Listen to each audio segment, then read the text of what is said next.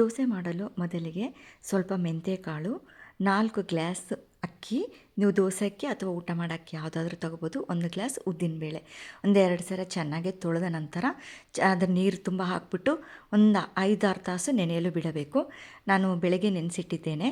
ಇವಾಗ ಸಾಯಂಕಾಲ ಇವಾಗೆಲ್ಲ ಚೆನ್ನಾಗಿ ನೆಂದಿದೆ. ನೀರೆಲ್ಲ ತೆಗೆದುಬಿಟ್ಟು ಗ್ರೈಂಡರ್ಗೆ ರುಬ್ಕೊತಾ ಇದ್ದೀನಿ.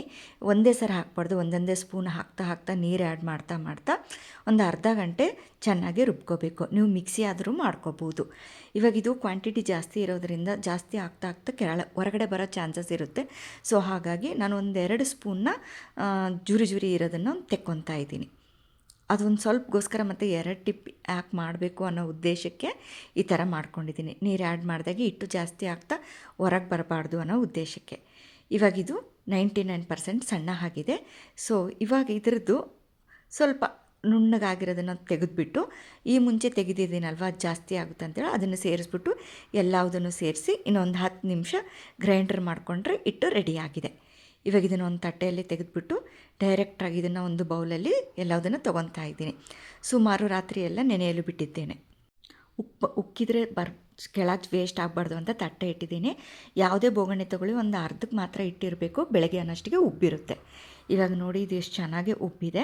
ಒಂದೊಂದು ಸಲ ಕ್ಲೈಮ್ಯಾಕ್ಟ್ ಮೇಲೆ ಬಿಸಿಲುಗಾಲದಲ್ಲಿ ಇನ್ನೂ ಉಕ್ಕಿ ಚೆಲ್ಲಿಬಿಡುತ್ತೆ. ಇದಕ್ಕೆ ಸ್ವಲ್ಪ ಸೋಡಾ ಪುಡಿ, ಉಪ್ಪನ್ನು ಹಾಕ್ಬಿಟ್ಟು ಚೆನ್ನಾಗಿ ಮಿಕ್ಸ್ ಮಾಡ್ಕೋಬೇಕು. ಇವಾಗ ದೋಸೆ ಮಾಡಲು ಹಿಟ್ಟು ರೆಡಿಯಾಗಿದೆ. ಅಂಚು ಚೆನ್ನಾಗಿ ಕಾದಿರಬೇಕು. ಫಸ್ಟಿಗೆ ಮಾತ್ರ ಎಣ್ಣೆ ಹಾಕ್ಬಿಟ್ಟು ಚೆನ್ನಾಗಡೆ ಎಲ್ಲ ಎಣ್ಣೆನ ಸ್ಪ್ರೆಡ್ ಮಾಡ್ಕೋಬೇಕು. ಅಂಚು ಡ್ರೈ ಇರಬಾರ್ದು. ಹಾಗಂತ ಎಣ್ಣೆ ಇತ್ತು ಅಂತಂದ್ರೆಗಿನ ಹಿಟ್ಟಿಗೆ ಹಚ್ಕೊಂಡು ಚೆನ್ನಾಗಿ ರೌಂಡಾಗಿ ಸ್ಪ್ರೆಡ್ ಮಾಡೋಕ್ಕೆ ಬರಲ್ಲ.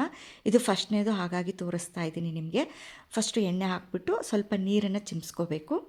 ಇವಾಗ ನೋಡಿ ಎಣ್ಣೆ ಎಲ್ಲಿರುತ್ತೆ ಅಲ್ಲಿ ಸ್ವಲ್ಪ ಸ್ಪ್ರೆಡ್ ಮಾಡೋಕ್ಕೆ ಬರಲ್ಲ. ಇದು ಒಂದು ಸೈಡ್ ಆದರೂ ಸುಟ್ಕೋಬೋದು, 2 ಸೈಡ್ ಆದರೂ ಸುಟ್ಕೋಬೋದು. ಫಸ್ಟಿಗೆ ಮಾತ್ರ ಎಣ್ಣೆ ಜಾಸ್ತಿ ಬೇಕಾಗುತ್ತೆ. ನಿಮ್ಮ ನಾನ್ ಸ್ಟಿಕ್ ಚೆನ್ನಾಗಿತ್ತು ಅಂಚು ಅಂತಂದರೆ ಆ ಎಣ್ಣೆನೂ ಅವಶ್ಯಕತೆ ಬೀಳಲ್ಲ. ಇವಾಗ ಬರೀ ನೀರನ್ನು ಆ್ಯಡ್ ಮಾಡ್ತಾಯಿದ್ದೀನಿ. ನಿಮ್ಗೆ ಯಾವ ಸೈಜ್ ಬೇಕೋ ಆ ಸೈಜಲ್ಲಿ ಚೆನ್ನಾಗಿ ಸ್ಪ್ರೆಡ್ ಮಾಡ್ಕೋಬೋದು. ಹಿಟ್ಟು ದಪ್ಪ ಇತ್ತು ಅಂತಂದರೆ ಸ್ವಲ್ಪ ದೋಸೆ ದಪ್ಪ ಬರುತ್ತೆ. ಹಿಟ್ಟು ನೀರಾಗಿತ್ತು ಅಂತಂದರೆ ತೆಳುವಾಗಿ ಬರುತ್ತೆ. ನಾನು ಅಂಟ್ಕೋಬಾರ್ದು ಅಂತ ಸ್ವಲ್ಪ ಸುತ್ತ ಮಾತ್ರ ಎಣ್ಣೆ ಹಾಕ್ಕೊತಾ ಇದ್ದೀನಿ. ನಿಮಗೆ ಎಣ್ಣೆದೇ ದೋಸೆ ಅಂತಂದಾಗ ಮಿಡ್ಲೂ ಎಣ್ಣೆ ಹಾಕ್ಕೋಬೋದು. ಇವಾಗ ನಾನು ಹಿಟ್ಟಿಗೂ ಸ್ವಲ್ಪ ನೀರು ಆ್ಯಡ್ ಮಾಡ್ಕೊಂಡಿದ್ದೀನಿ. ಇನ್ನೂ ತೆಳು ಬರುತ್ತೆ. ಇದನ್ನು 2 ಸೈಡನ್ನು ಸುಟ್ಕೋಬೋದು, ಒಂದು ಕಡೆ ಅದನ್ನು ಸುಟ್ಕೋಬೋದು. ಇವಾಗ ಅಂಚು ನೋಡ್ತಾ ಇದ್ದೀರಾ, ಯಾವುದೇ ರೀತಿ ಡ್ರೈ ಆಗಿಲ್ಲ.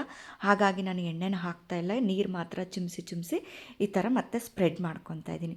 ಇವಾಗ ಹಿಟ್ಟು ಸ್ವಲ್ಪ ನೀರು ಮಾಡ್ಕೊಂಡಿರೋದ್ರಿಂದ ಇನ್ನೂ ತೆಳು ಬರುತ್ತೆ. ಬೇಗ ಆಗುತ್ತೆ. ಒಂದೇ ಸರ ಒಂದು 2-3 ಕುತ್ಕೋಬೋದು ತಿಂಡಿ ತಿನ್ನೋಕ್ಕೆ. ಇದನ್ನು ಬೆಣ್ಣೆ ದೋಸೆನೂ ಮಾಡ್ಕೋಬೋದು, ಪುಡಿ ದೋಸೆ ಆದರೂ ಮಾಡ್ಕೋಬೋದು. ನಾವು ಪುಡಿ ದೋಸೆ ಅಂತ ಹೇಳಿದ್ರೆ ಕಡಲೆ ಪುಡಿ ಅಂತ ಹೇಳ್ಬಿಟ್ಟು ಹುರಿಗಡಲೆ, ಬೆಳ್ಳುಳ್ಳಿ, ಜೀರಿಗೆ, ಉಪ್ಪು, ಖಾರ ಎಲ್ಲದನ್ನು ಮಿಕ್ಸಿ ಮಾಡಿ ರೆಡಿ ಇಟ್ಕೊಂಡಿರುವಂಥ ಪುಡಿ. ಇದನ್ನು ಎಣ್ಣೆ ಜೊತೆಗಾದರೂ ಹಾಕ್ಕೋಬೋದು ಅಥವಾ ಬೆಣ್ಣೆ ಜೊತೆಗಾದರೂ ಹಾಕ್ಕೋಬೋದು.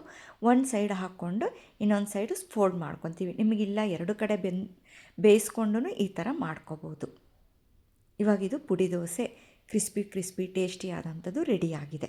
ನಮಗೆ ಪುಡಿ ಬೇಡ, ಬರೀ ಪ್ಲೇನ್ ಬೇಕಂದ್ರೂ ಮಾಡ್ಕೋಬೋದು. ನಾನು ಈಗಲೂ ಎಣ್ಣೆ ಯಾವುದೇ ರೀತಿ ಹಾಕಿಲ್ಲ. ಒಂದು ಸಲ ಎಣ್ಣೆ ಹಾಕಿದರೆ ಒಂದು 6-7 ದೋಸೆ ಹಾಕ್ಕೋಬೋದು ಆರಾಮ್ಸೆ. ಬರೀ ನೀರು ಮಾತ್ರ ಚಿಮ್ಸ್ಕೊತಾ ಇದ್ದೀನಿ. ಇದು ಜಸ್ಟು ಸುತ್ತಕ್ಕೆ ಮಾತ್ರ ಹಾಕ್ಕೊತಾ ಇದ್ದೀನಿ. ಅಂಚು ಚೆನ್ನಾಗಿತ್ತಂದ್ರೆ ಅದನ್ನು ಏನು ಬೇಕಾಗಲ್ಲ. ಇದು ಬೆಣ್ಣೆ ಖಾಲಿ ಅಂತಲೇ ಹೇಳ್ಬೋದು. ಬರೀ ಬೆಣ್ಣೆ ಹಚ್ಕೊಂಡು ಒಂದು ಸೈಡ್ ಮಾತ್ರ ಈ ಥರ ಕ್ರಿಸ್ಪಿ ಹಾಕಿ ಚೆನ್ನಾಗಿ ಬೇಯಿಸ್ಕೊಂಡ್ರೆ ಇವಾಗ ಬೆಣ್ಣೆ ದೋಸೆ ರೆಡಿಯಾಗಿದೆ. ಇದ್ರ ಜೊತೆಗೆ ಬೆಸ್ಟ್ ಕಾಂಬಿನೇಷನ್ ಬಂದುಬಿಟ್ಟು ಆಲೂಗಡ್ಡೆ ಪಲ್ಯ, chutney. Ready to eat dosa.